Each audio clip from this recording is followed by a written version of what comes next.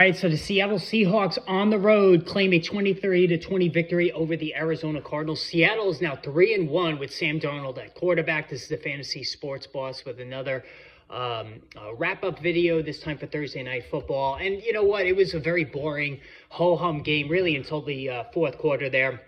Both quarterbacks had their moments, and certainly, in the end, Seattle on the road on a Thursday night. It's never easy for the road team on a Thursday night to win, but they got it done. So let's go through the numbers here, starting with Arizona. So Kyler Murray, a 20-plus point game, 27-41. So we threw a lot of passes here. They were trying to come from behind, 200 yards passing, 2 touchdowns, but also threw 2 interceptions. But here's the key. He ran for 41 yards, and Murray, his floor every week is around that 30, 40-yard mark when it comes to rushing yardage, and we all know what a big bonus that is.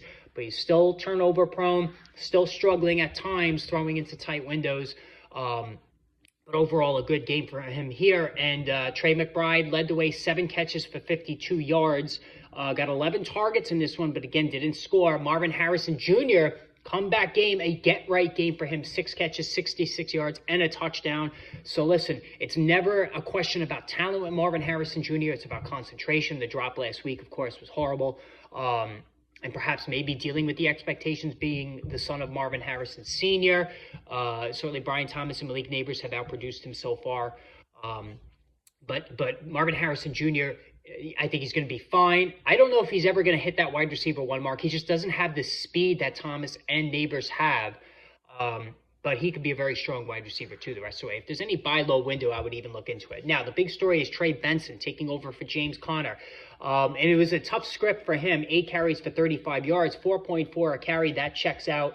And caught 5 for 19. So, even though it was only a little bit more than 10 PPR points, don't get discouraged by this because it was a good game for him in terms of catching a lot of passes. The snap share was very high.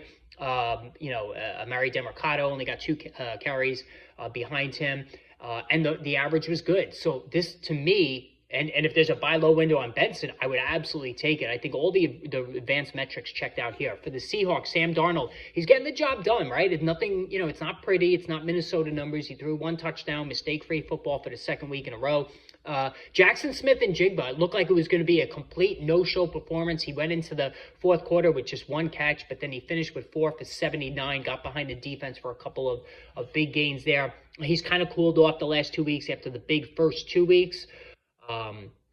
But this is, it saved his outing from being a disaster there. Nothing else really happening behind him. Cooper Kupp, 4 catches for 26 yards. Just, he's had 1 good game out of 4, and I think that's where we're at now with him.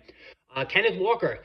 So he's now carving the role for him as far as being the starter. He's taking more and more work now for Zach Charbonnet. They pretty much split things down the middle in week 1. He got 19 carries for 81 yards in this one, 4.3, pretty good. Charbonnet got 12 carries, but only for 39 yards. He did get the touchdown. Walker only 1 catch in this one, 2 for 5 for Zach Charbonnet. So it's more 60-40, but Kenneth Walker now has played well the last couple of weeks. So, his stock is starting to look up there. So guys, hit that subscribe button. More videos coming this entire weekend. And of course, Sunday going to be a very busy day, so stay tuned.